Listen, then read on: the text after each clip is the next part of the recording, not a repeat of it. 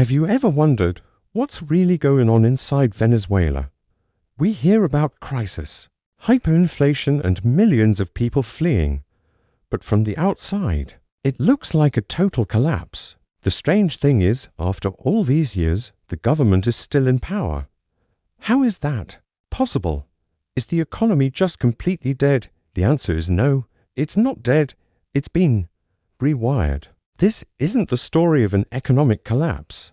It's the story of a deliberate, radical redesign. An economy that isn't built for growth or for its people, but for one thing and one thing only: survival of the regime. To understand this, we need to throw out our traditional economic textbooks. In most countries, the goal of an economy is to grow, create jobs, and improve people's lives. But in Venezuela, under Nicolas Maduro, the economy has a completely different purpose. It's a tool, a weapon. Its new job is to keep the government in power, no matter the cost to the country. It's a survival machine, and every part of this machine, from the worthless bolivar to the surprising appearance of US dollars, has been carefully engineered or exploited to serve that one single goal. So, how does this machine work? Let's break down the three main pillars of this new survival economy. The first and most important pillar is feeding the military and elite loyalists. While the general population starved, the government made sure that the generals, the high-ranking officials, and the security forces were well-fed and well-paid.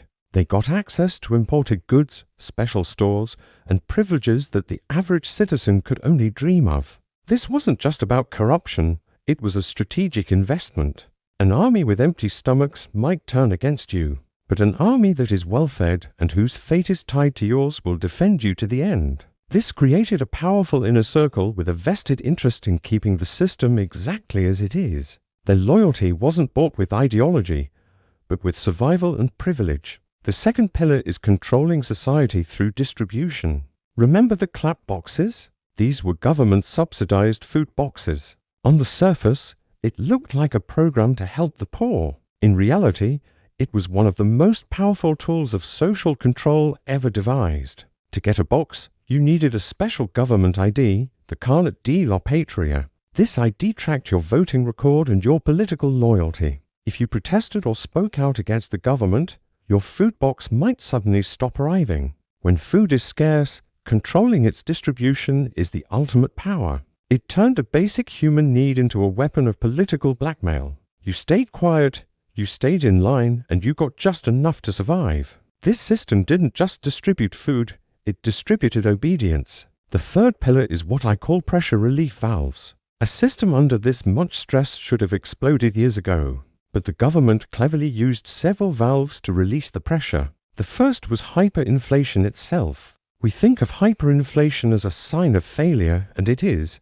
but it also served a purpose. It wiped out savings, made everyone poorer, and destroyed the private sector's ability to challenge the government. When people are spending all their time and energy just trying to find their next meal, they have no time or energy left for political organizing. Hyperinflation is exhausting. It's a tool of social pacification. It keeps everyone focused on their own daily survival, not on challenging the state. Then came the second, more surprising pressure valve: partial dollarization. For years, the government fought against the US dollar, calling it the tool of an evil empire. Then, suddenly, they looked the other way as dollars began to circulate freely. Why? Because they had to. The local currency, the bolivar, was worthless. Allowing dollars to be used was a safety valve. It let those with access to them, mostly people with relatives abroad, sending money home to buy things. It created small pockets of economic activity, little bubbles where you could buy imported goods, go to a restaurant, or find medicine, all in dollars. For the government, this was a win-win. It took the pressure off them to provide these goods, and it gave a segment of the population a sense of normalcy, making them less likely to protest.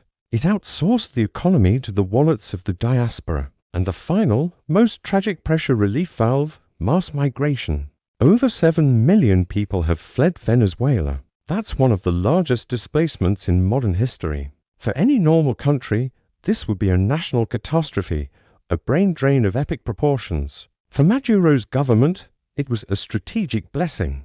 First, it removed millions of unhappy, unemployed, and hungry people who were most likely to protest. Every person who crossed the border was one less mouth to feed and one less voice of dissent.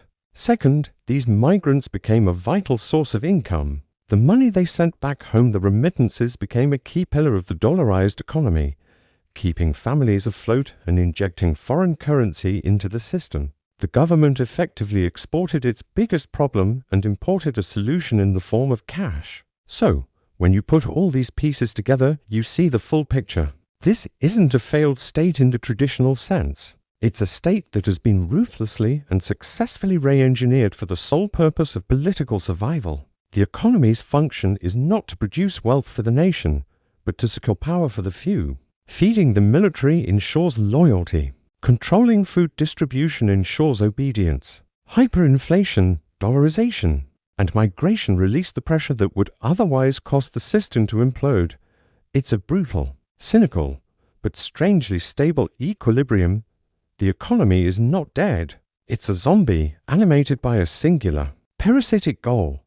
It's a chilling lesson in how authoritarian regimes can adapt and survive, even when it means destroying their own country in the process. Understanding this structure is crucial because it shows why traditional sanctions and diplomatic pressure have had limited effect. The government isn't playing by the normal rules of economics or politics. Its calculus is entirely different. The suffering of the Venezuelan people isn't a bug in the system.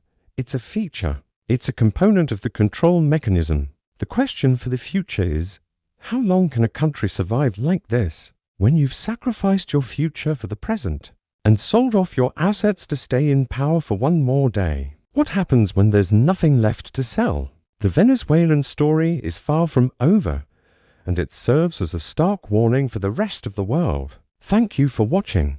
If you found this analysis insightful, please consider liking this video and subscribing to our channel for more deep dives into the complex issues shaping our world. See you next time. This is Shadow Financial History.